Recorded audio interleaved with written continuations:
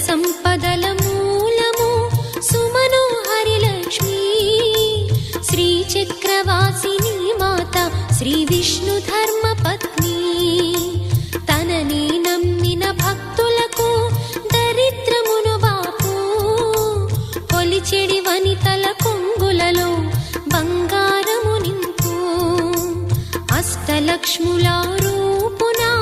అవతారం దాల్చినది కష్టములను తొలగించగా భూమిలో వెలసినది లక్ష్మీదేవి కథా